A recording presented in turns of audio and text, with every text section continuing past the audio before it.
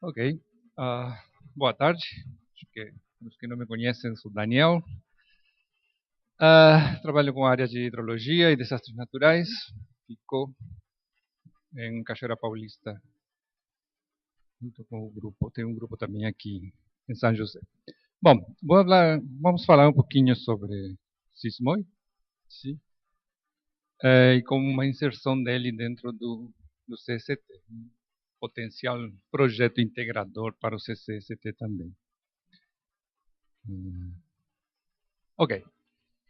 A principal motivação desta plataforma de monitoramento, uma plataforma de informações, é, é o grande requerimento de grandes volumes de dados que tem os estudos de mudanças climáticas e principalmente voltados a um auxílio à tomada de decisão e ao desenvolvimento de políticas públicas. Este é um relatório que foi solicitado pelo MCTI inicialmente sobre o Sismoy.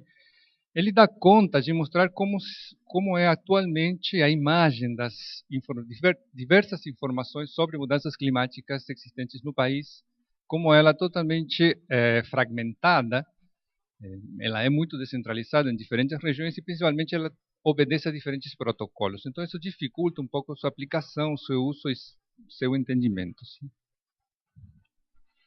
Com visto nisso, a ideia é produzir uma plataforma que tenha, em princípio, duas fases. Uma fase que seja um portal de acesso a informações de outras instituições parceiras, colaboradores, que estas instituições, entre todas, reconheçam um layout, um protocolo de informação similar que seja facilmente adaptado, digamos, aos estudos. E uma segunda fase que seja um cálculo de indicadores, alguns indicadores chaves, reconhecidos também por expertos, digamos, através de discussões entre grupos de expertos, alguns indicadores chaves e que sim sejam de disponibilidade original da plataforma. Tudo isso sobre um sistema de fácil acesso, acesso público. Bom, o que permeia as bases que permeia essa metodologia é, bom, essa seleção de informações de forma organizada e harmonizada, que todas obedeçam a um protocolo. Uma abordagem descentralizada, mas que seja integrada, ou seja, cada instituição continua sendo a detentora de seus dados, suas informações, mas elas estão integradas através do protocolo e através de um portal. Essa ação colaborativa e a criação de diferentes indicadores. Esses indicadores, sim, colocados dentro das bases de dados do mesmo Sismoy próprio. Estes seriam entendidos como os pilares, os 4 pilares fundamentais da plataforma. Sim?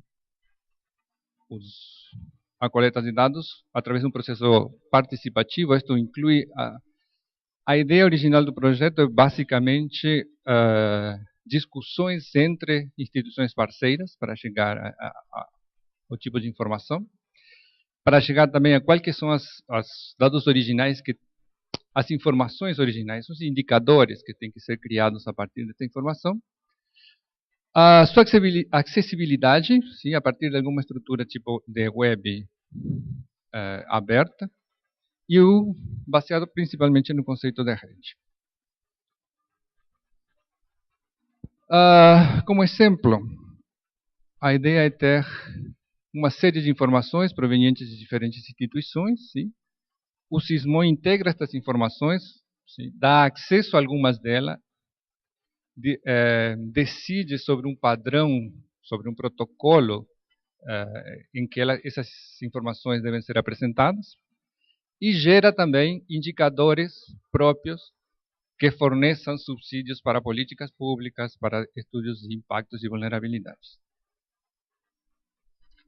Bom, inicialmente ele foi dividido em 2 etapas. Uma primeira etapa denominada de projeto piloto, uma coisa mais simples para começar a testar e desenvolver a metodologia, a forma de discussão, como integrar as instituições, e uma segunda etapa na qual o projeto já é levado a uma plataforma nacional, todas as regiões. Esta primeira etapa, que é a que este projeto piloto, ele foi identificado para trabalhar sobre a região nordeste do Brasil, sim? A região com maior parte de vulnerabilidade. Bom, como que foi um dos pontos que foi considerado na parte de o CCT com este projeto SISMOI foi a existência já de um projeto dentro do CCT, que é o projeto de monitoramento de alertas para secas e desertificações, que ele serviria como base para a filosofia, digamos, de desenvolvimento do SISMOI. Sim? Então, eu vou convidar a Rita para a gente ter uma ideia de qual que seria essa filosofia de trabalho, como que o SAP trabalha.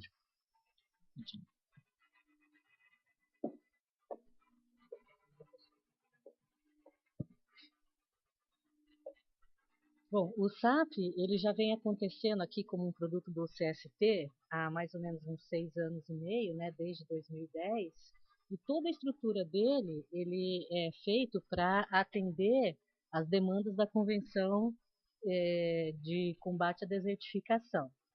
O INPE, então, ele vem dando suporte para a elaboração desse sistema, desde o início, não só para a elaboração do sistema, como também para formar a rede de colaboradores que ajudam a validar os dados, né? a selecionar os indicadores que a gente vai utilizar. Nenhum produto sai sem uma pré-avaliação desses colaboradores. Hoje nós temos a FUNSEMI, o IBGE, secretarias de recursos hídricos de vários estados, né, por exemplo. O que ele fornece como serviço para a sociedade e para os tomadores de decisão? Ele permite a obtenção de um conjunto de indicadores, né, capaz de determinar os padrões de degradação da terra, fornece informações de alerta precoce sobre as áreas com maior potencial à desertificação, promove subsídios para desenvolvimento de estratégias apropriadas para minimizar o processo de degradação na região do semiárido brasileiro e aumenta a conscientização social do problema, uma vez que tudo que é gerado no sistema está dentro de uma página web que fica dentro do site do CST. Qualquer pessoa entra, se cadastra e pode baixar todas as informações que estão ali dentro do sistema. Então, ele permite a integração de vários indicadores, né? São mais de 90 na literatura, mas a gente procura selecionar aqueles que estejam presentes nos 9 estados do Nordeste e que ainda inclua Norte de Minas e Espírito Santo. Quando a gente começou, existia várias informações, mas estava tudo assim com resolução diferente, com escala diferente. Então, como é uma base que visa integrar as informações, ela precisou ser ajustada para a mesma escala e resolução. E com isso permitiu, então, prover as bases técnicas necessárias para a formulação de estratégias para redução, então, e mitigação dos efeitos da desertificação. Além disso, nós temos dados que são observados anualmente, como também de 5 em 5 anos, mas outros que são monitorados constantemente, como é o caso do NDVI, do EVI, o índice de área foliar, temperatura do solo. Aqui não sei por que não está passando, mas seria um filminho mostrando cada um desses dados que eu estou falando para vocês. Esses daí são monitorados constantemente, né, no caso mensalmente. Então, como eu falei, a gente tem aqui a susceptibilidade e a degradação, ela é monitorada de 5 em 5 anos. O índice de degradação, que também é um outro produto que a gente desenvolve, ele é monitorado anualmente, isso para analisar a vulnerabilidade ambiental. O índice de vulnerabilidade à população de 5 em 5 anos também, conforme vai saindo os censos do IBGE. E o índice de pobreza hídrica monitorado anualmente. Esse aqui já é mais para analisar a vulnerabilidade social. Então, ambos sempre com base fornecer subsídios para adaptação e mitigação dos efeitos da degradação na região. Aqui um exemplo de uma das informações que a gente oferece para a sociedade. No caso aqui é do índice de vulnerabilidade, de degradação, por município. Então, nós podemos observar que dos 23 municípios identificados com área de degradação maior ou igual a 60%, 13 pertencem ao estado da Bahia, 3 da Paraíba, 1 de Pernambuco e 6 do Rio Grande do Norte. Esse aqui é uma possível consulta que pode ser feita no site, mas você pode mudar isso aqui. Pode pôr maior ou igual a 80%, menor ou igual a 40%, vai depender do interesse da pessoa. Esse aqui já é um daqueles produtos que eu falei que a gente monitora de 5 em 5 anos, que são os mapas de vulnerabilidade, de suscetibilidade à degradação. No caso, a gente utiliza uma metodologia do Médalos, da Agência Europeia, para identificar áreas ambientalmente sensíveis.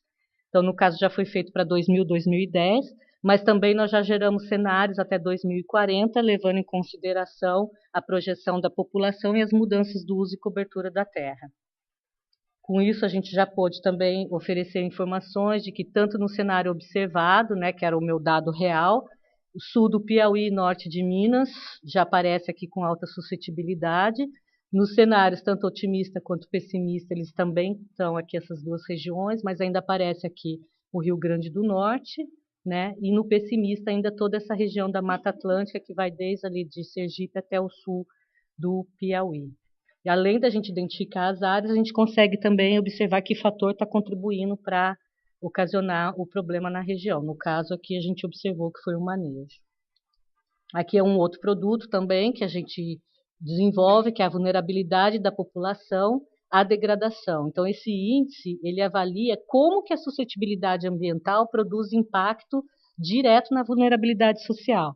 Então, também, uma coisa que a gente procura fazer no SAP para não se perder muito nas etapas, uma etapa ajuda a entender a outra, então sempre está integrado. Nós já estamos na fase 4 do SAP.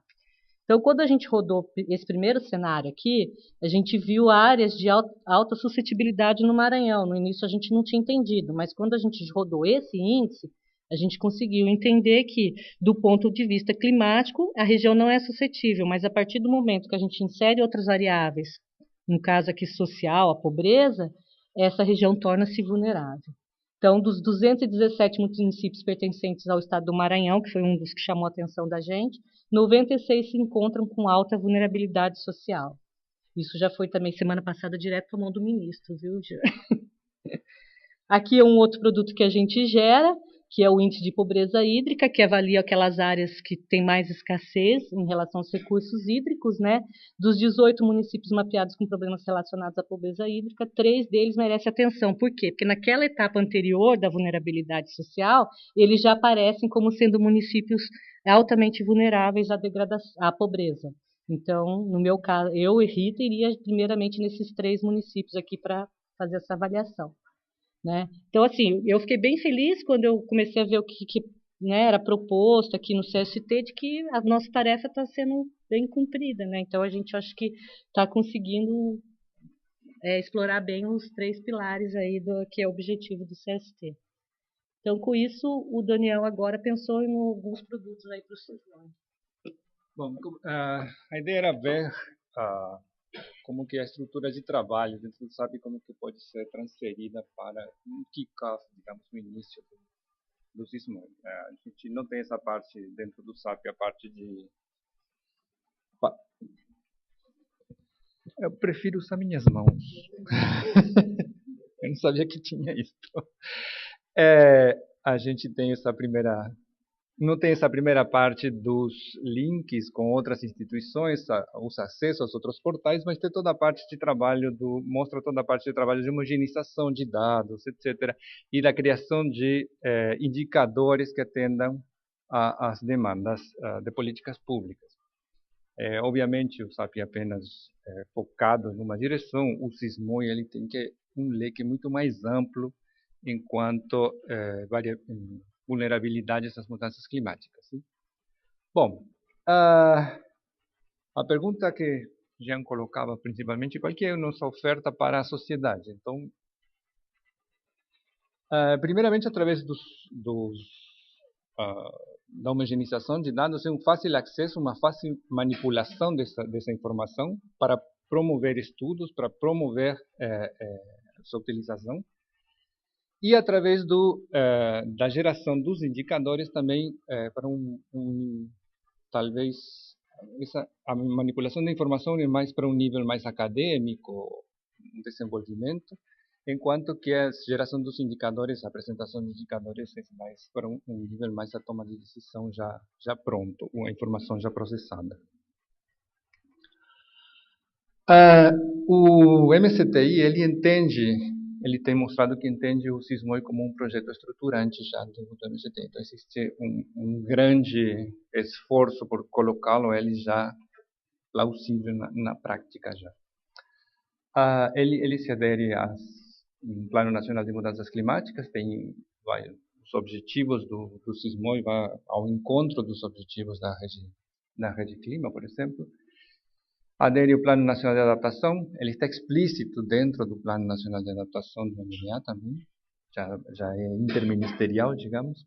E o MMA entende o SISMOI também como um colaborador de sua plataforma DataClima, eu não sei se vai ter uma conversa a respeito, mas o MMA está desenvolvendo uma plataforma sobre adaptação, indicadores para adaptação climática de apoio. A situação atual. Bom, através da Coordenação Geral de Mudanças Globais do Clima, o SISMOI o Ministério tem entendido que o CCST apresenta o perfil ideal para o desenvolvimento e implantação dessa plataforma, sim? E está atualmente levando adiante todas as negociações tratativas para sua viabilização. Ok? É isso aí.